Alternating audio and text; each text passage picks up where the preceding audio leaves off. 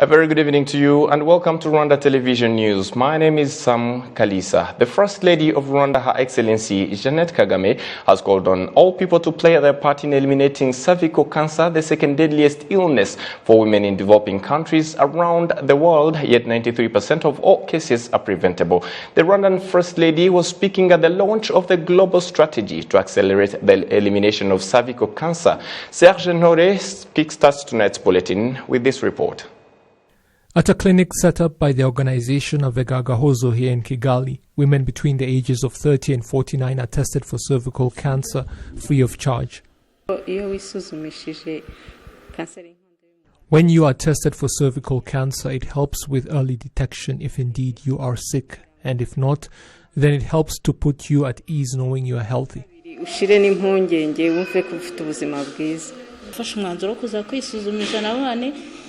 I decided to come for testing, and if I am found not to have it, then great. However, if I test positive for it, then I will have caught it early. Health experts warn that women can carry the virus that causes cervical cancer for decades with no symptoms, which is why early testing is so important, preventing the virus from causing full-blown cancer. They say women with HIV and compromised immune systems are 5 times more likely to develop cervical cancer, as are females who became sexually active early in life or have many sexual partners. Once a testing sample is provided, results become available after 2 weeks. The Avega Clinic has tested 395 women since August this year.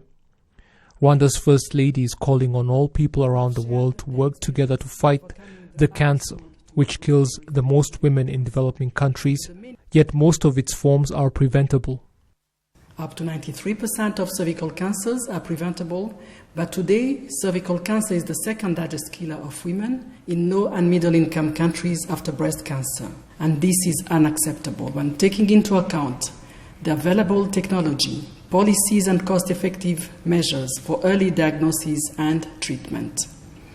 The HPV vaccine Gardasil 9 has proven to be highly effective if administered before a girl or a woman is exposed to the virus.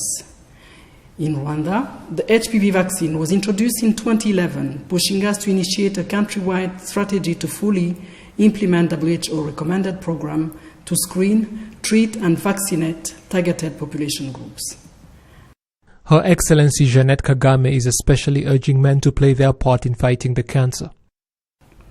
Although HPV is the most common viral infection transmitted through sexual intercourse, HPV-related cancers are not common in men, as it is in women who are more likely to develop cervical cancer.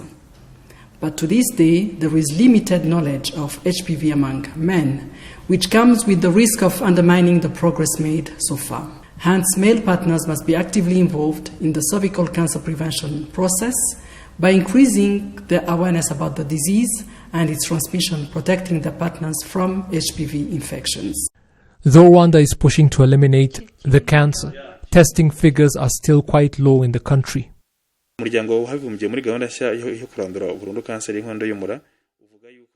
UN, in its new push to eliminate cervical cancer, says we should be at a testing rate of at least 70%, but we are currently at just 10%. So you understand that we still have a long way to go. As part of the initiative, we should be able to treat at least 90% of those tested. It is encouraging, therefore, that we have the capacity to treat them even at health centers. When treatment is done early, a person can fully recover and continue with their lives.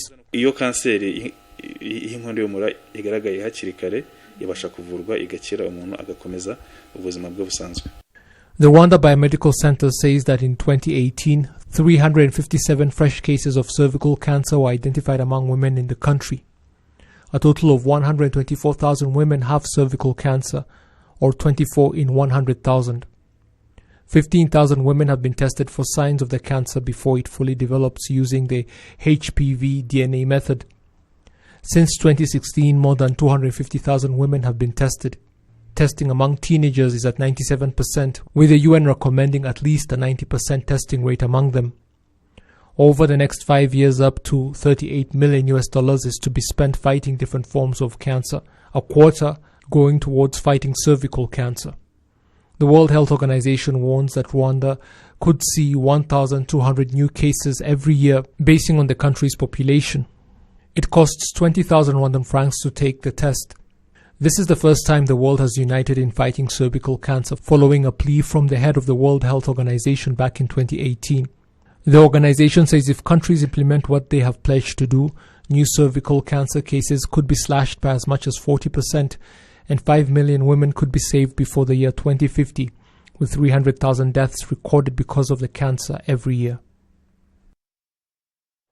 Thank you very much, Serge Nhore. The Prime Minister of Rwanda, Dr. Edouard Ngirente, told the participants of the Concordia International Conference on Social Development that Rwanda was built on 3 key pillars in addressing the impact of COVID-19, which are persistence, collaboration and innovation. The Prime Minister stressed that the government of Rwanda has the main objective of promoting investment in the industrial sector, both in terms of domestic demand and exports, after highlighting the role of private sector in tackling the impact of COVID-19 in the country and economic recovery in particular.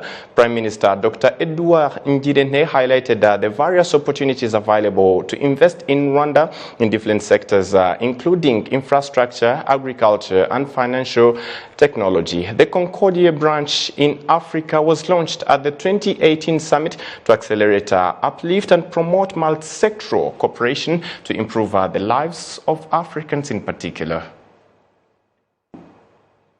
Now, heading to health matters, the fight to find the COVID-19 vaccine has intensified following the recent launch of the Modern Pharmaceutical Institute in the United States of America, announcing the results of a preliminary test showing that its vaccine provides hope of preventing the spread of COVID-19, at least at the rate of 94.5% of the test results reported. 95 of those tested were COVID-19 infected, of whom only 5 were vaccinated, and the remaining 90 were in the other category. It immediately gave hope that the vaccine could protect a person from infection at the rate of 94.3%. And this evening we're joined by Professor Mutesa Lewo. He's a professor at the university. Good evening, Professor Lewo. Good evening. Thank you very much for joining us. A quick one. What does the availability of the COVID-19 vaccine mean in the fight against this pandemic that is now worldwide? Yeah, actually the recently published vaccine, 2 vaccines made by Moderna and Pfizer companies, they are really providing hope that we can just overcome the COVID-19 pandemic by vaccinating the population. So these vaccines are really made by innovative and experimental approach when you compare to classic vaccine. All right. Because they use a genetic material which is being injected in the body, and once this genetic material enters in the body, it stimulates just the virus to produce the proteins, and then the body to produce the antibodies against that protein, that virus, such. So this is really the first time we see in the world that vaccines are produced on that model, and this really provides a lot of hope that we can just overcome this pandemic. All right. For instance, everyone could wonder what are some of the ways in which a vaccine can reach to the level of acceptance, especially with the fact that this vaccine shows a response of 94.5%. Right. Actually, all vaccines to be produced, they need to go through different phases, the stages. So the 2 vaccines which have been announced 2 days ago and 1 week ago, they are in the phase 3. So in phase 3, that is the phase where you test the vaccine in a large population, close to 30,000 and more, and then you follow those populations, those people who are just vaccinated, to see if none of them is developing the side effects, the complication of the vaccine. That's where you can say at 90% or more for the 2 vaccines, there is an efficacy of the vaccine because the two vaccines produce the required antibody to protect against the virus complication. And also in that group, you remain with 10% of the other population who are not developing the immune response. That's how you can come up with that figure of 90% or more. All right. And what if this vaccine is finally accepted and brought on board? Everyone can wonder, what does it take for this vaccine to get to African countries, for instance, Rwanda? What does it take? Actually, it's like any other kind of the vaccine. They have to go fast through the approval. Once these vaccines are approved by regulatory authorities, and then they can be distributed. So this needs political will, negotiations, also the business negotiations. So for African countries, including Rwanda, to benefit from this vaccine, they will need just to get a country being that requesting for the vaccine to come to the country, specific country. But for African countries, we hope organization like WHO or other organization like Gavi. Gavi is one of the alliances, organization in the world controlling the vaccine distribution. So then country can benefit from those vaccines. So that means, in summary, there will be discussion between all of those stakeholders, those institutions, to see how the vaccine can also reach the poor population with really very facilitation or rapid access to the vaccine. So that's what I can say. But again, there will be a willingness of the country, commitment of the government, and the involvement of different stakeholders. All right. Professor Leo, before I leave you, since the outbreak of this pandemic in December last year, there has been, various rumors about the vaccine and the COVID-19 cure. Do you think this vaccine this time around will be acceptable and can be credible? Yes, that is a good question, but just to clarify on that kind of rumors of population who don't really believe in the vaccine.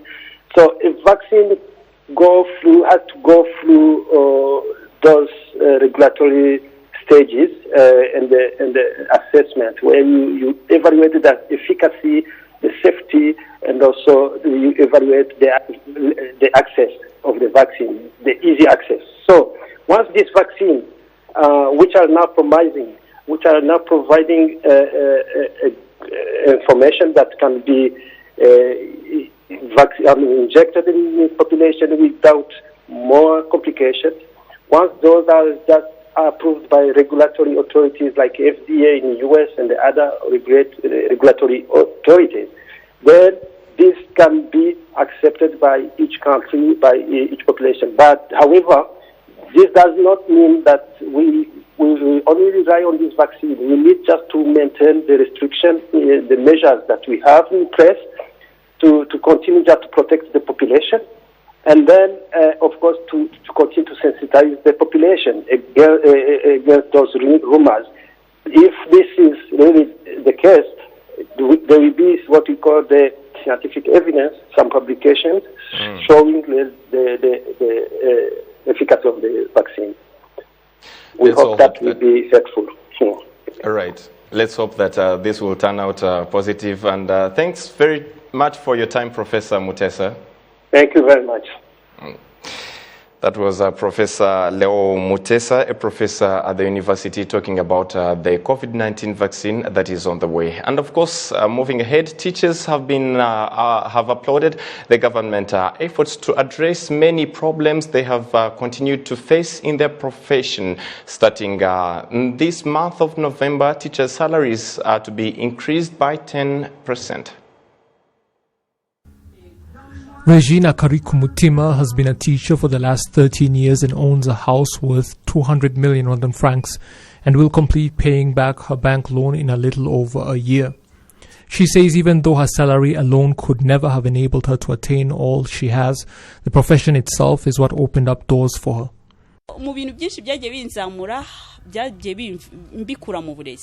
Most of the things that helped me to develop came from the education sector. In addition to using the savings cooperatives, SACCOs, I also undertook training in the English language provided by the government and CBC, the new curriculum we are using. During such trainings, we would be given allowances and I would save as much of it as I could as a mentor during the trainings. Slowly over time, you are able to start other income-generating projects. Other teachers we spoke to explained that it is not uncommon for teachers to become homeowners and that success stories like Regine have been increasing among them, with many of the challenges they were facing slowly being eliminated. But that does not mean that everything is fine, especially when you consider the salaries they are paid in light of the costs of living. Officials at the country's teachers' syndicate say they have continued advocacy on behalf of their members, and government officials say steps have been taken to address them.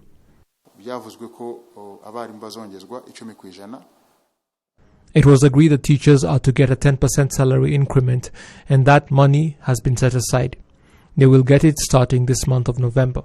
They will also get all arrears from July. That means that 10% increment that was promised during this 2020-2021 fiscal year is to be provided even though they did not get it starting in July with the new fiscal year. They are now going to get it all for July, August, September and October.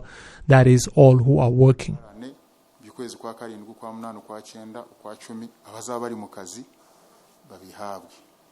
President Paul Kagame himself is also to address teachers in the near future. Teachers should understand that the President of the Republic thinks of them and commends the work they are doing for the country. The fact is, education is the heart of the nation, which is why he too values it, and teachers should know that in the near future he will address them and thank them for their hard work they are doing teaching the country's children. During this current academic year, it is expected that the country will have more than 100,000 active teachers. Now, nursery school teachers are pleased with the Rwandan government's decision to include some of them on the list of government employees. In a recent press conference, the Minister of Education, Dr. Uwamariya Valentine, said that some teachers in nursery schools in public institutions were going to be included in the list of public servants to be paid by the government.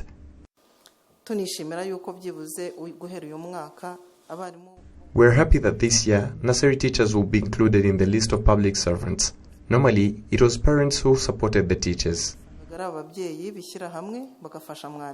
For teachers who have been getting their salaries from parents, this is good news. In addition to the fact that the government is aware of their value, there are other services they are going to benefit from being public servants. The government is literally a parent. We thank the government because this is a huge support to nursery teachers. It was hard to get loans because our salary is delayed. Public school teachers are given insurance, but for us, we had no insurance. It will change a lot. A salary even adds some courage to lift up children. Some parents who have been paying school fees for their children thank the government for putting them into consideration, adding that this would enable even low-income people to send their children to school. At first, we paid 3,000 Rwandan francs, but now it had reached 8,000 Rwandan francs. It was a lot because some parents could not afford it. Now that the government will be paying teachers, even those with low income will be able to take their children to school. We had challenges with paying school fees. This is a big relief to us. Some public school head teachers say that the fact that nursery teachers are going to be paid by the government will no longer worry them about their salary arrears. We received it very well because some parents could not afford to pay, and 2 months could pass without teachers receiving their salaries.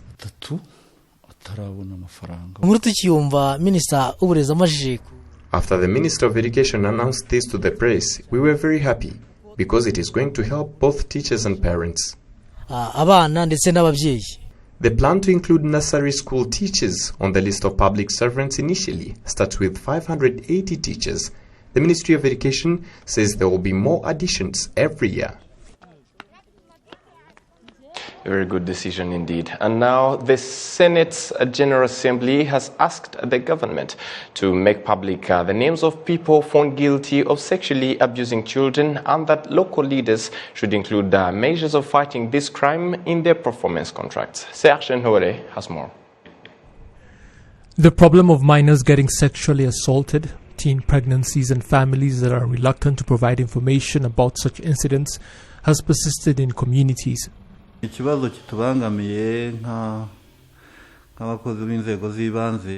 is a problem for us as local leaders, but it is also a problem in society, and our role largely centers around sensitization efforts to remind people of their responsibilities.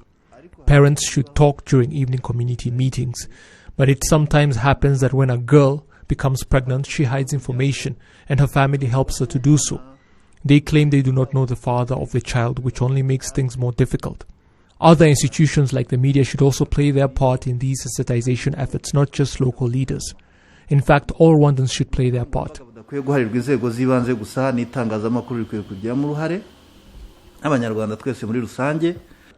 As a report issued by the Senate Standing Committee on Social Affairs, Human Rights and Petitions was reviewed and discussed by the General Assembly of the Senate, parliamentarians decided that they are going to ask the government to ensure that more sensitization efforts are made, including making public the names of people found guilty of sexually abusing children, and that local leaders should include measures of fighting this crime in their performance contracts, and that irresponsible parents should also be held accountable.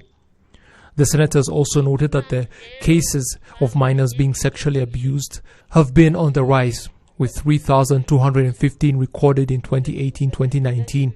97.5% of them girls and 28.9% under the age of 10. In 2019-2020, the figure rose to 4,265, 97.4% of them girls and 111 boys, or 2.6%. Now, as an update towards the ahead of the World Children's Day, among the themes included in the 14th edition of the World Children's Day that will be held on the 20th of November include protecting children from online abuse as requested from parents by the Ministry of Gender and Family Promotion. Jen Mutoni has more on this. As the whole world is facing the COVID-19 pandemic, social media has been highly used by children during this period as schools were closed. Some parents and children managed to express how social media could be used by people or strangers as a tool for abusing children once they use it wrongly.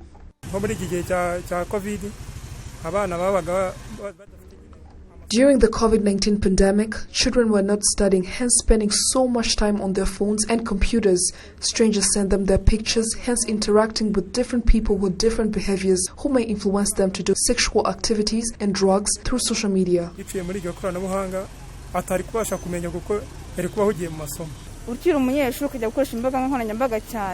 If you are a student excessively using social media, you risk meeting people that would influence you into bad behaviors, especially strangers, for example by inviting you over to his house, hence resulting into unwanted pregnancy or other dangers that you wouldn't have faced if not for social media. All these issues are to be discussed in the 14th edition meeting that is to take place on the 20th of November 2020 as Rwanda celebrates the World Children's Day with the rest of the world. This year's theme is the role of family in protecting their children from online abuse. Some technological schools blame parents for not reporting cases of their children that have been abused through social media.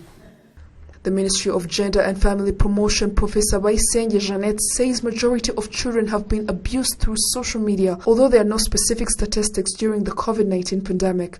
She requests parents to educate and encourage their children to use social media appropriately, because when used wrongly, it may result into bad influence and being abused online.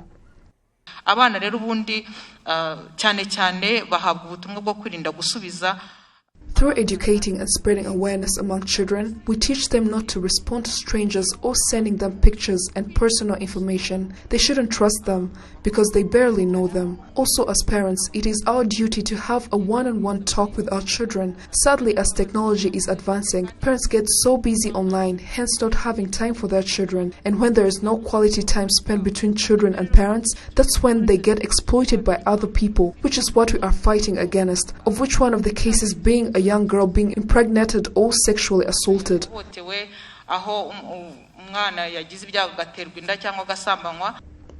The United Nations Children Fund Rwanda representative Juliana Lindsay thanks the government of Rwanda for reinforcing children's rights, especially when it comes to the use of social media. And here I want to congratulate the government and also the people of Rwanda, because the measures the government has put in place and that the people have implemented have really given Rwanda a very good standing in the international community in terms of protection for children. I'll just mention a couple of examples. One is the IZU, the Inshuti Zuriyango. I hope I have that sort of right. the program with the ministry and with NECDP and NCDA and NCC and others to make sure that at every village there are volunteers who are trained to protect children. The 14th edition of Rwanda Children's Day shall be celebrated at the Parliament as always. The number of children attending was reduced due to the COVID-19 pandemic, while the rest shall be updated through different media platforms and online. Jane Mutoni, reporting for RTV.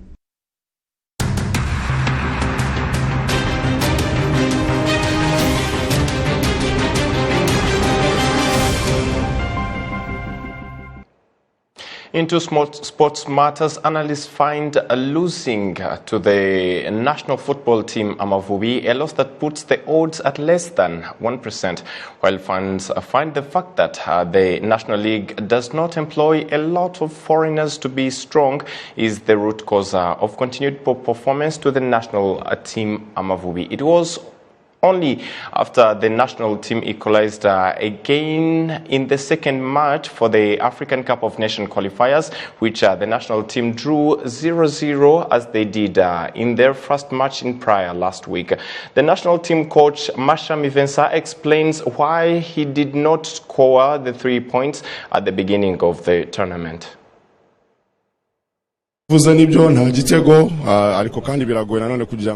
It's true, we did not win the game. It became hard for us when our player got a red card. We had to sacrifice Kagere Medi so that we can strengthen the midfield. It became even worse when Jacket Visenje had an injury, so it was a tough game. Though we did not lose the game, we're not happy, but we'll continue preparing for the next games.